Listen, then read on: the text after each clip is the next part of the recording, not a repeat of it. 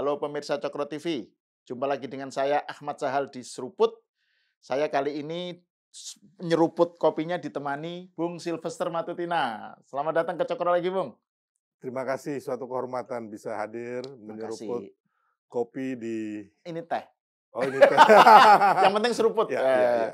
Suatu kehormatan besar buat saya. Iya, dan ini kan kalau kemarin Iya. Bung Sylvester kan menyeruput teh atau kopinya kan di rumah Pak Jokowi. Iya. Nah, sekarang kita mau tanggap nih di Cokro ini. Iya. Jadi kan kita tahu semua Pak Jokowi hadir di acara PSI, kemudian menyatakan akan ikut membesarkan dan mendukung PSI. Dan bekerja keras. Untuk PSI, ya kan? Kemudian setelah itu Pak Prabowo datang di penutupan PSI juga menyatakan dukungan dan malah memuji-muji logonya PSI. Kita tahu semua lah itu kan. Terus juga Pak Prabowo datang ke rumah Pak Jokowi sebelum acara ya, sebelum datang ke acara PSI. Nah, ini saya ingin mendapatkan pembacaan nih dari seorang Sylvester Matutina yang kita tahu banyak kiprah kedekatannya dengan Pak Jokowi dan dengan Pak Prabowo sekarang. Gimana ini? Ini menandakan apa ini? Menandakan bahwa yang pertama tentunya Pak Prabowo, Mas Gibran, dan Pak Jokowi solid. Sangat amat solid. Jadi intinya bahwa upaya-upaya adu domba itu tidak berhasil, ya kan? Yang akhirnya ya kalau lihat ya tentunya mereka akan stroke dan jantungan ya. Tapi kalau yang kedua saya melihat bahwa apa yang kemarin Pak Prabowo datang, terus Pak Jokowi juga datang di pembukaan, memang berarti dukungan untuk PSI sangat besar. Termasuk dari teman-teman relawan juga datang, masyarakat juga banyak. Iya, pentolan relawan Jokowi hampir datang semua itu ya. Saya lihat ada di video ada Bung Sylvester datang di acara PSI juga, terus di rumah Pak Jokowi juga kan? Ya. Pada kumpul-kumpul itu. Relawan Prabowo Gibran. Relawan Prabowo Gibran, betul. Dan Jokowi juga ya. Jadi intinya betul. kita semua datang mensupport lah, intinya mensupport PSI. Karena apa? Karena PSI ini sebenarnya salah satu bagian dari pendukung Prabowo Gibran. Ya.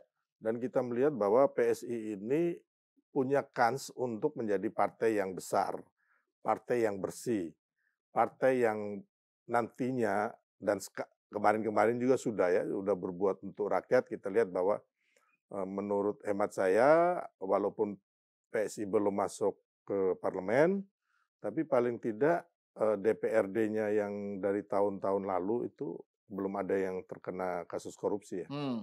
Nah ini yang saya bilang tadi, ini suatu modal utama juga. Apalagi kembali lagi kemarin Pak Prabowo tentunya juga walaupun beliau adalah Ketua Umum Gerindra, tapi beliau juga mensupport. Termasuk Pak Jokowi yang mengatakan akan bekerja keras untuk membantu PSI. Dan tentunya kami juga akan membantu PSI gitu loh. Seperti yang pernah kami lakukan kemarin, walaupun belum terlalu maksimal ya Mas. Karena waktu kemarin itu... Maksudnya kemarin pilek yang lalu, pilpres yang lalu. Karena waktunya sangat mepet, ya kan. Memang ketidaksiapan juga lah. Terus kita juga baik PSI sendiri, relawan sendiri, Pak Jokowi sendiri juga waktu itu kita lebih fokus kepada pemenangan Pak Prabowo Gibran, Mas, gitu loh, ya kan. Dan kita tahu juga waktu itu kan orang masih tahu bahwa Pak Jokowi masih di PDIP, sama seperti Mas Gibran.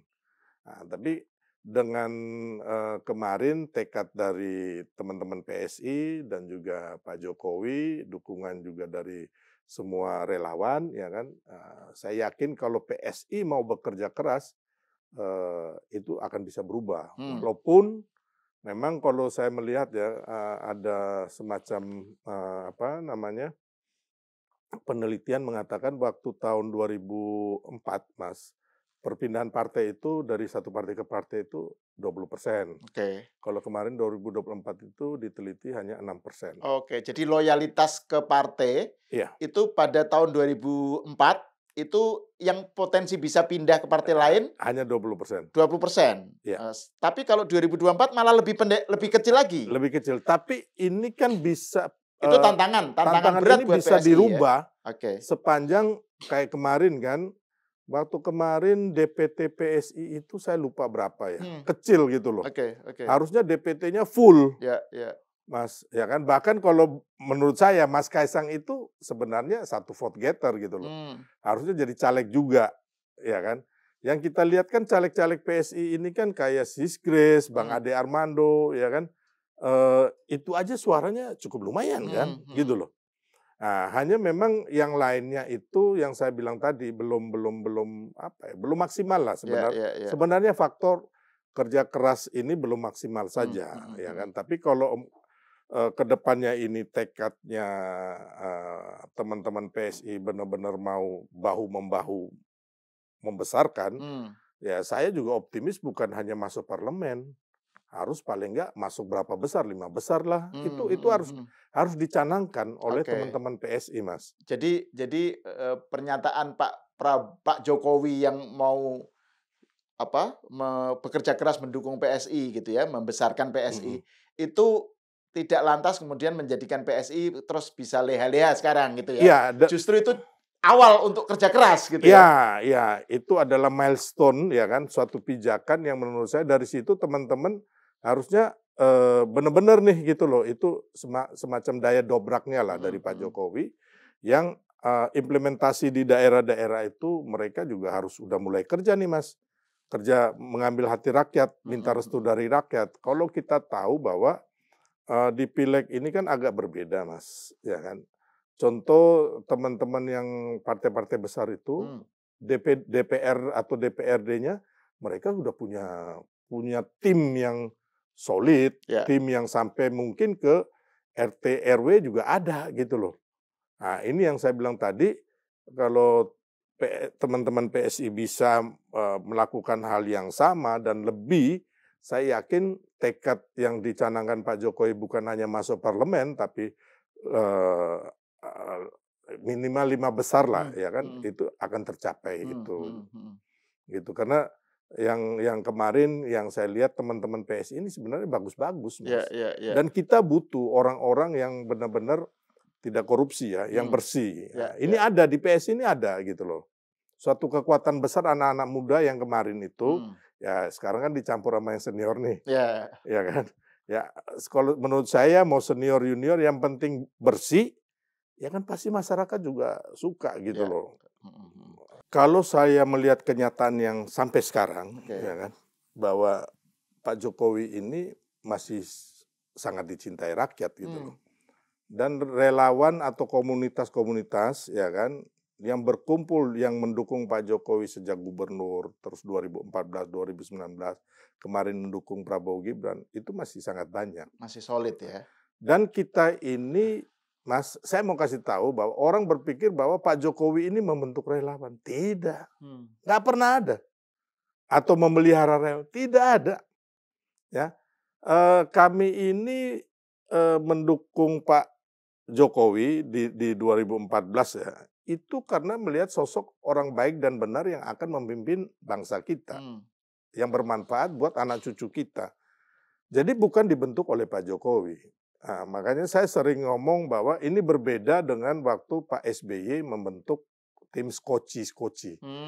Kalau itu kan dari pusat, terus ada orang pusat, kan teman-teman saya juga ini, ada beberapa orang, mereka cerita bahwa mereka akhirnya ke daerah-daerah membentuk. Kalau kita ini kayak saya, Solidaritas Merah Putih, Solmed, itu terbentuk bahkan sebelum Pak Jokowi datang ke Jakarta.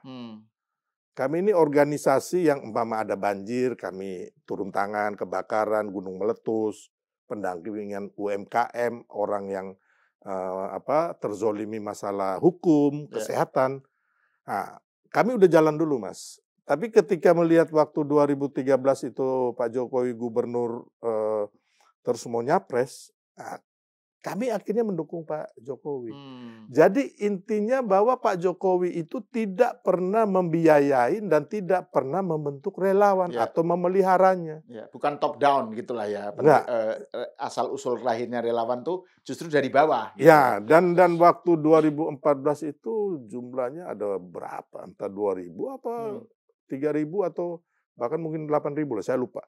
Tapi yang nggak terdaftar itu lebih banyak lagi. Gitu. Ada ibu-ibu majelis taklim gitu loh. Terus ada apa orang-orang gereja, terus kayak karang-karang taruna apa semua. Itu banyak sekali dan sampai saat ini masih ada. Jadi intinya ketika kayak nanti Mas Gibran ya kan akan lagi berlanjut dengan Pak Prabowo. Ini pasti akan eskalasinya akan naik lagi, Mas. Gitu. Karena memang masyarakat suka, Ya. gitu loh. Ini bukan komando, gitu loh. Memang dari hati kita, gitu loh. Ya kan, kayak saya yang saya bilang tadi, ketika melihat Pak Jokowi, ya udah, kami solidaritas merah putih ini yang dulu namanya Barisan Merah, kita langsung soulmate Jokowi, ya kan, nah, soulmate Prabowo Gibran, gitu Mas. Ya. Jadi nggak ada, ya gimana caranya sampai ada teman-teman itu ada yang ngutang lah, cari duit dari mana. Ya. Tapi kita bukan dipiara yang seperti dituduhkan orang bahwa kita ini dibayar. Nggak ada sama sekali kok. Nggak, tapi kan gini, kan kalau waktu Gibran terpilih sebagai Wapres, maksudnya menjadi pasangannya Pak Prabowo di 2024, Pak Jokowi kan masih jadi presiden, ya kan? Nah, sekarang 2029, ini kan situasinya Pak Jokowi sudah purna tugas, ya kan? Nah, terus misalnya ada pengamat politik, siapa itu yang bilang bahwa Jokowi sekarang sunyi, karena berarti dia opsi yang tersedia hanya PSI, Yunarto Wijaya atau apa, pokoknya dia bilang, jadi seakan-akan pilihan Pak Jokowi dukung PSI, membesarkan PSI itu menunjukkan bahwa Jokowi itu kesepian sekarang gitu loh. Ya. Nah, terus yang menarik kan berarti sekarang Pak Jokowi sudah dukung PSI nih, sudah menyatakan akan all out membesarkan PSI. Sementara 2029 Pak Jokowi tetap kan pasti berharap Gibran akan dipertahankan. Nah, ini tim relawan ini, relawan Pak Jokowi yang sekarang menjadi relawannya Prabowo, seperti misalnya Bung Silver segala ya, itu gimana sikapnya dengan ini kan ijtihad politiknya Jokowi kan termasuk baru ini, bahwa baru kali ini Pak Jokowi menyatakan ikut membesarkan PSI. Ya. Nah ini relawan nanti kemana ininya? Ya, jadi kalau saya mau ngomong tadi si Yunarto Wijaya ini kan dia kan tim suksesnya Merah. orang kalah gitu loh. Ya kan.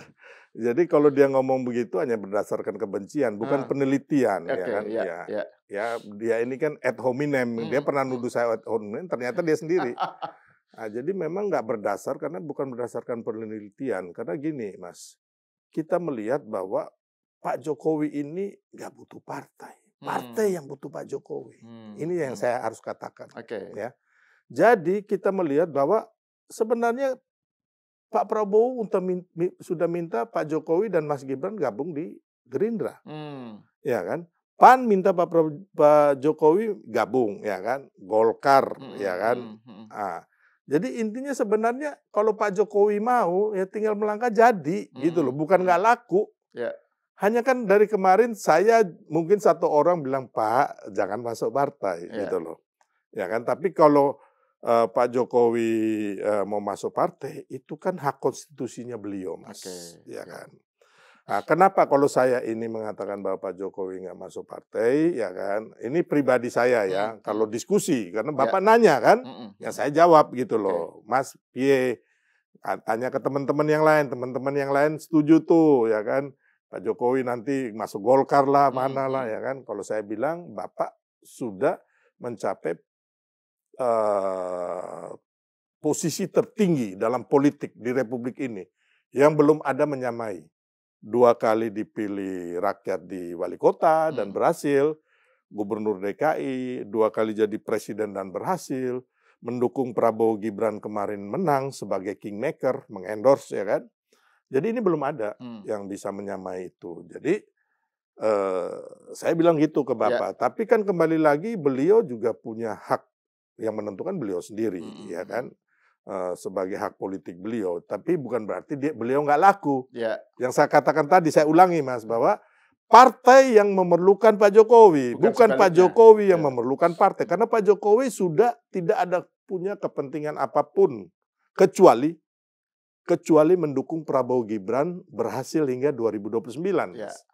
Ya kan? Sampai 2034 lah. Kalau rakyat merestui lagi. Ya, Makanya ya. saya bilang tadi, Mas, memang kalau rakyat merestui Prabowo Gibran ini bagus, ya kan, mudah-mudahan bisa sampai 2034 itu kan. Nah, dan kita, saya bilang tadi, pastinya relawan juga mendukung PSI, ya kan, yang belum berpartai. Kalau yang udah berpartai di koalisi kan mereka tetap beda lagi. Gitu. Beda lagi, ya kan, kayak kita itu ini. Hak mereka lah gitu ya. Saya juga nggak berpartai seperti Pak Jokowi, ya pasti saya akan mendukung PSI karena saya lihat bagus gitu loh, ya kan. Kayak kemarin juga kan saya acara-acara PSI ataupun caleg-caleg PSI kami bantu, Solmed bantu Mas, gitu loh di daerah-daerah itu. Nah, jadi bahwa ketika Pak Jokowi mengatakan akan membesarkan PSI dan bekerja keras, kami juga kemarin teman-teman juga mengatakan bahwa kita akan ikut bekerja keras. Karena apa? Karena PSI adalah salah satu dari pendukung pemerintahan Prabowo Gibran. Jadi kita kan goalnya kita ini adalah Mas, saya Pak Jokowi dan juga teman-teman yang kemarin mendukung Prabowo Gibran adalah supaya Indonesia ini menjadi negara maju, bukan negara gagal. Ada yang jebatannya itu adalah Prabowo Gibran. Makanya bagaimana caranya, apapun kita akan tempuh, ya kan, supaya Prabowo Gibran ini sukses gitu loh. Termasuk kita mendukung PSI, supaya PSI juga sama-sama dengan partai-partai lain mendukung Prabowo Gibran gitu loh, Mas. Intinya itu. Dan kalau misalnya PSI besar apa yang menjadi seperti yang diinginkan Pak Jokowi, kan itu juga menguntungkan Gibran gitu ya. Karena kan ini nanti 2029 kan dari kalangan koalisi bukan hanya Mas Gibran, maaf, Pak Prabowo juga. Iya, Pak Prabowo juga. Ya, betul. Sorry. Prabowo Gibran maksud saya. Tapi kan gini, saya kaitannya dengan soal ini, Bung. Kalau nanti 2029 kan betapapun kan partai-partai dari yang ada di Kim Plus itu kan juga pasti berminat dong untuk menjadi pendampingnya Prabowo gitu, misalnya AHY atau Zulhas atau apa gitu. Nah ini sementara kan kalau Gibran zaman 2024 itu kan ada Pak Jokowi yang membackup. Sekarang kan Pak Jokowi udah punya tugas. Nah itu yang saya maksud. Jadi seberapa jauh menurut Bung Silver peran PSI yang sekarang sudah didukung dan pengen dibesarkan Pak Jokowi itu sebagai kapal untuk mendukung Gibran sehingga tetap paketnya itu Prabowo Gibran gitu. Ya, makanya nanti kan tergantung lagi kembali kesepakatan menjelang 2029, Mas. Ini masih terlalu jauh ya. Ya, intinya itu. Ya, kalau umpama kayak Mas AHY mau maju ya silakan gitu loh. Atau si Pak siapa namanya PAN itu, Pak Zulhas. Silakan aja. Hanya maksud saya ya mungkin kan mereka sekarang masih diangkat jadi menteri tuh. Ya mungkin nantilah menjelang 2029 silakan. Ya. Itu kan kalau memang rakyat menghendaki, kita nggak bisa mencegah gitu loh. Nah, jadi yang saya bilang tadi Mas, ini tergantung lagi kalau yang saya melihat bahwa sebenarnya yang belum berpartai itu Mas Gibran loh. Oke, ya betul. Ya kan. Betul. Nah, jadi kalau Mas Kaisang kan sudah nih di PSI ya kan. Mas Gibran ini yang belum gitu. Tapi menurut saya mungkin nantilah. Ya. Ini masih 3 tahun lagi banyak hal bisa terjadi. Pak Jokowi sendiri dan Mas Gibran sendiri waktu saya ngobrol dengan Mas Gibran dengan Pak Jokowi bahwa mereka Mas Gibran ini nggak akan kemajon gitu Mas. Terus Pak Jokowi juga ngomong ke Mas Gibran dan kami bahwa Mas Gibran tuh nggak perlu terlalu maju. Ya. Kemajon itu kalau dalam bahasa Indonesia apa ya? Melebihi garis yang diinikan ya. Ya. Melampaui batas lah gitu ya. Iya. Makanya kemarin kan banyak yang ragu Mas Gibran kayaknya katanya tidak layak ya kan. Padahal kalau lihat latar belakang Mas Gibran berhasil sebagai wali kota Solo, berhasil membikin perusahaan dari nol gitu kan. Terus kita lihat sekarang terakhir-terakhir ini ketika Pak Prabowo ke luar negeri, Mas Gibran bisa menjadi acting presiden gitu loh. Ya kan? Menerima teman-teman Lemhanas, kemarin sama Bu Titi kemana-mana, terus ya ke masyarakat kemana-mana gitu. Jadi ya kalau orang yang bilang itu saya pikir bukan berdasarkan kembali lagi alasan-alasan yang jelas dan baik, tapi yang saya lihat ada hanya karena kebencian, karena mungkin masih sakit hati kala pilpres ya. Ini nggak bisa kita nggak boleh ngomong sakit hati kala pilpres ini baru di Indonesia, Mas. Yang sampai setahun ini belum bisa move on, gitu loh. Di negara lain tuh udah selesai, malam ini diumumkan, besok shake hand, ya kan, pemimpinnya yang kala itu udah mengumumkan, ayo kita dukung untuk Indonesia yang maju. Kalau negara luar, tapi kalau yang di sini, saya nggak tahu hati dan otaknya terbuat dari apa, ya kan? Setahun loh, ya kan kita hanya berkutat dengan isu-isu yang nggak jelas, yang tanpa dasar dan fakta-fakta hukum dan konstitusi kita, hanya untuk mengadu domba. Hampir setahun, Mas. Jadi harusnya saat ini, Mas, kayak kita ya, relawan Prabowo Gibran atau masyarakat ya, kita gimana caranya mendukung keberhasilan Prabowo Gibran. Bukan pergi ngurus ini ijazah palsu, pemaksulan lah, Indonesia gelap lah, matahari kembar lah.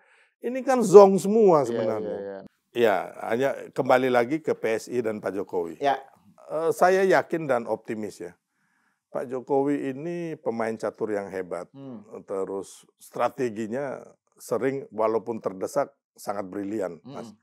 Ya, saya bukan ngomong, ya kita tahulah cerita Pak Jokowi bagaimana beliau dihajar oleh mantan-mantan petinggi di negeri ini, oleh para koruptor, oleh Petral, Uni Eropa, Freeport, ya kan, FPI, HTI, yang jadi pemenangannya Pak Jokowi. Makanya ketika saya melihat Pak Jokowi kemarin di PSI sangat menggebu-gebu, akan membantu partai kecil ini, partai baru ini, saya yakin ketika Pak Jokowi sekarang apalagi ada waktu, PSI akan besar sepanjang teman-teman PSI-nya, internalnya juga mau bergerak bersama. Itu, Mas. Jadi menjadikan ini sebagai kapital untuk bagi PSI sendiri gitu ya. Dan Pak Jokowi sampai saat ini punya magnet elektoral yang sangat besar. Menurut saya, yang mungkin yang bisa mengalahkan saat ini Presiden Prabowo yang lagi berkuasa, gitu loh. Bagi seorang mantan presiden yang tidak berkuasa, mungkin Pak Jokowi ini nomor 2-nya. Tapi saya belum tahu ya, belum ada survei untuk itu. Tapi kalau saya kan bukan ini, saya melihat di lapangan bagaimana kecintaan masyarakat kepada Pak Jokowi. Yang terus satu hal lagi, Mas, saya mau bahas yang masyarakat ke rumah Pak Jokowi. Nah, itu kan nggak ada direkayasa, disetting. Itu memang dari nurani masyarakat. Tiap hari di WA saya ini, Bang, gimana kalian mau ke sana? Dari Papua, dari Australia, dari China, datang. Semua dari seluruh Indonesia. Memang itu tanggal 20 Oktober, waktu itu saya di sana menjemput Pak Jokowi di bandara. Setelah itu saya bersama rombongan yang biasanya rumah Pak Jokowi mungkin 30 menit.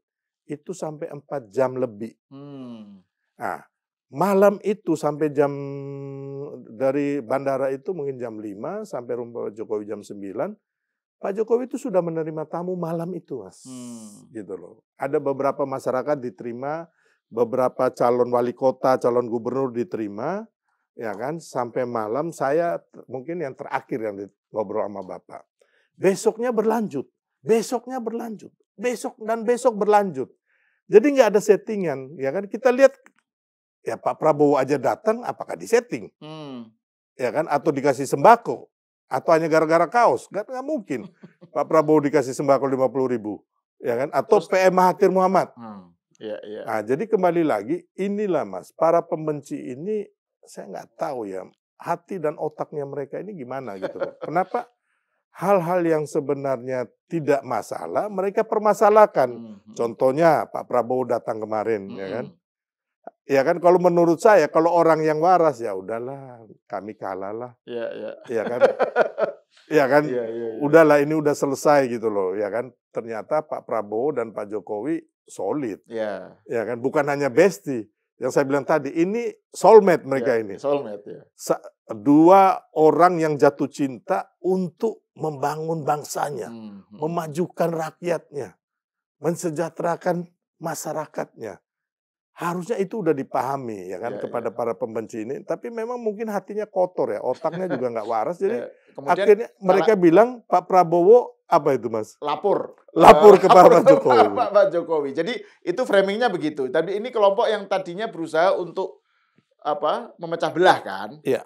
Ternyata nggak berhasil. Terbukti Jokowi dan Prabowo masih akur. Masih soulmate gitu. Terus soulmate. kemudian dimunculkanlah narasi, loh Prabowo kok lapor ke Jokowi? Gitu. Jadi gini, Pak Jokowi ngomong ke saya, kan isu bahwa Pak Jokowi menitip menteri. Itu juga nggak benar. Mas, menteri-menteri ini disodorkan oleh partai-partai itu. PAN nyodorin, Golkar nyodorin. Jadi sebenarnya itu. Tapi menteri-menteri ini juga adalah kawan Pak Prabowo waktu di kabinetnya Pak Jokowi. Betul. Jadi Pak Prabowo tahu siapa aja ini gitu. Memang ada beberapa yang dikonsultasikan setelah namanya didapat, dikonsultasikan ke Pak Jokowi. Itu Pak Jokowi ngomong. Dan Pak Jokowi bilang ke saya, Mas, paling nggak enak diintervensi. Saya pernah diintervensi dan rasanya menyakitkan. Dan Pak Prabowo itu adalah presiden yang mempunyai hak prerogatif, bukan saya. Gitu loh. Iya. Jadi Pak Jokowi merasakan betapa nggak enaknya ya ada yang intervensi. Berarti beliau juga nggak mau intervensi. Jadi yang lapor tadi, Mas. Iya. Pak Jokowi juga ngomong, Mas, tahu nggak, Pak Prabowo ini akan lebih hebat dari saya. Ya kan? Jadi kembali lagi Pak Jokowi saja sangat menghormati Pak Prabowo. Ya namanya apa ya? Mereka berdua ini kan udah yang saya bilang tadi soulmate. Ketika Pak Prabowo ke Solo, ya paling tidak kan mampirlah ke rumahnya Pak Jokowi. soulmate-nya lah, ya kan. Jadi itulah Mas, yang saya lihat memang banyak narasi-narasi yang dibangun oleh orang yang saya bilang tadi. Ya come on lah, udah setahun ini loh, ya kan? Udah stop lah ya kan. Ya kalau menurut saya kalau mereka itu smart, Mas, bagaimana caranya supaya 2029 ini mereka menang? Gitu. Harusnya mikir ke situ. Iya gitu dong. Ya. Daripada energinya dipakai untuk nyerang Jokowi harusnya mikir galang kekuatan untuk 2029. Dan saya kasih tahu Mas, ketika Anda menyerang Pak Prabowo, Pak Jokowi, Mas Gibran, ini ratingnya lebih naik. Makanya jangan, ya kalau saya bilang gimana ya istilah, pokoknya intinya saya mau kasih tahu aja bahwa kalian salah gitu loh, ya kan? Kalian menyerang ini menurut saya nggak ada faedahnya, gitu loh. Terima kasih Bung Sylvester, pemirsa sampai di sini dulu. Kita berjumpa lagi perbincangan dengan Bung Silver malam berikutnya.